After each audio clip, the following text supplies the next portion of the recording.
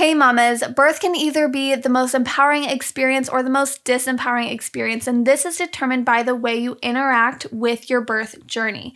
Whether or not you were the one making the decisions for your birth, whether or not you felt honored and respected through the process, and the outcomes of your labor experience. When being faced with an induction, it's common to be asking yourself, what are all the things I should know and do, and all the things I shouldn't do to make sure that I have the best experience possible? And deciphering through those questions and not even knowing what to do or don't know can leave you feeling so overwhelmed and helpless, which is no way to approach your birth experience. In this video, you are going to learn my top 5 things that you should not do for an induction. I'm Bridget and I'm a childbirth educator and birth doula, and I love empowering mamas to believe that they are built to birth. If you are looking for a place to answer your questions about pregnancy, birth, and postpartum, then please subscribe to this channel and then hit the little bell so you don't miss any future videos to help educate, empower, and encourage you in your journey to motherhood. So mama, the first thing you should not do for an induction is go into the experience being uninformed. The more you know, the less you fear and the better decisions you can make. This is not only true for inductions, but true for any kind of labor and birth journey. Now, this doesn't mean that you have to learn everything possible that you can about the ins and outs of labor and inductions in particular. In fact, so much of what you need to know about the basics of inductions you will find in this labor induction playlist. The information in these videos are like a crash course to help you know how inductions are usually done, as well as the benefits and risks of the different interventions. You can check out the whole playlist by clicking this little link in the corner. But no matter what stage of pregnancy you are in, it's never too early or too late to become educated and empowered. So if you want more than just a crash course like you'll get in this YouTube induction playlist, you can access the full Built to Birth online class that is completely filled with information about how to navigate pregnancy and birth and how to create a labor that you love, are proud of, and empowered by. You can check out the link to the Built to Birth online course in the description below. But going back to our point, when it comes to inductions, make sure that you go into your experience knowing what your induction process might look like, the pros and cons of the interventions that may arise, and the questions you need to make the important decisions for your birth journey. One important tool that you need to be informed in your decision-making process is your brain, which is an acronym that I explain in this video up here that you should watch before your birth experience. The second thing you should not do for an induction is to feel forced or pressured into one. You and your care provider are a team and are working together to make the best decisions for your birth experience. It's not uncommon, however, for mamas to feel like this decision is not their own. If an induction is not a medical necessity, then it is definitely not something you should feel like you have to go forward with. After all, birth is healthiest and safest when it begins on its own, unless it's medically indicated that birth needs to happen sooner rather than later.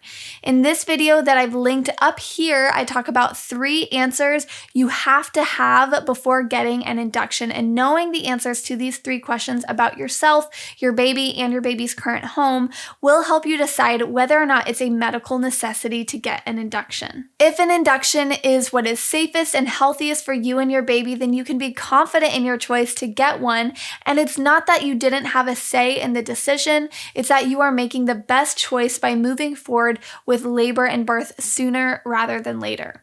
In this case, you are being the best mama to your baby by keeping them safe and healthy, but you should never feel like your care provider is forcing you into a decision that you don't want to make. If this is the case, switch your care provider if you have the option, even if your due date is around the corner.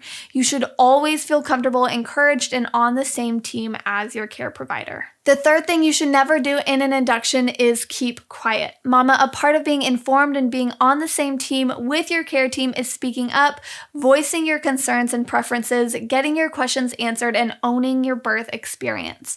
So often I hear women share that they wish they had been able to advocate for themselves or had someone to advocate for them.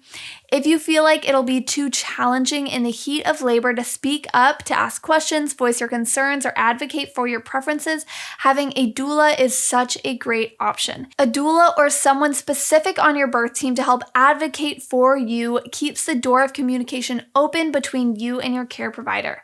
I said at the beginning that one of the aspects of leaving your birth experience with a positive memory is being the one who is making the decisions throughout the birthing process. In order to do that, you must not keep quiet and you must use your voice or someone on your birth team's voice to help speak for you.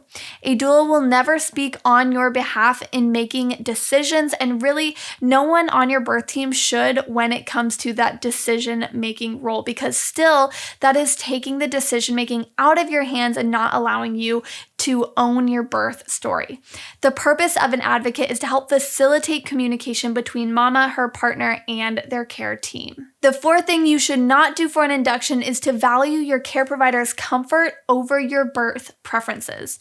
Again, I've worked with so many women and heard their stories about not wanting to step on anyone's toes at the expense of their birth experience. Because they didn't want to make anyone feel uncomfortable or questioned or cause them inconvenience, they accepted interventions they didn't understand or didn't want and handed over, willingly or not, their own authority in their birth journey to an OB, a midwife, or a nurse. Mama, I want to instill this in you. This is your birth experience that you will live with forever. Birth trauma isn't always physical. In fact, it's often not physical at all. It's mental and emotional, and no one determines whether birth trauma has occurred except for mama. And if mamas do not feel honored and respected in their role of authority in their birth experience, it can result in a traumatizing experience. This is true for an induction or a spontaneous labor, but because an induction is more likely to require more interventions, it means there is more opportunity for mama to make decisions regarding her birth, or more opportunities for that power to be taken away from her. So mama, in the case of an induction or even a spontaneous labor, do not value the comfort of your care provider over your birth preferences. Now, this doesn't mean that you constantly fight against your care team. Birth is not predictable, and every mama must go into her experience with a certain amount of flexibility, knowing that plans may need to change, and this is especially the case in inductions. It does mean, though, like I said just a bit ago, that your voice and your preferences matter and deserve to be heard and considered. You and your care provider are on the same team, and in order for the goal to be met for a safe, healthy, and positive birth, you both need to be a part of making the decisions regarding the birth of your baby. Lastly, the fifth thing you should not do is go into labor without a game plan, and in the same way, not be afraid to change the plan as well. One of the best things parents can do to help educate themselves about labor and birth is to create their birth preferences, because in doing so, they learn what their options are. When creating your game plan for an induction, the big things that I would focus on are how you would like to start the induction process, your preferences regarding interventions that might be necessary to keep labor going in the direction of birth, your preferred pain management options from least medicalized to the most medicalized, such as using the epidural, how you would like your environment to be set up, and how much help from your team, including your nurses, you would like during the active phase of labor and when it's time to push, and how you would like to spend the first hour after birth with your baby. So much of these things you can learn about in the induction playlist or throughout the rest of this channel, but for a more comprehensive learning experience and guide, I can't urge you enough to get the Built to Birth online class to really understand how to utilize every moment and aspect in labor to encourage it to move in the direction that you want it to go. These preferences can help your care team know how to best support and encourage you as well. Like I've already mentioned, birth can't be predicted, which means those preferences that you have are not set in stone. And that is totally okay, mama, because when you are getting informed, you're not feeling pressured, you're speaking up and asking questions, and you know you're on the same page as your care team, but that preference is simply no longer the best option.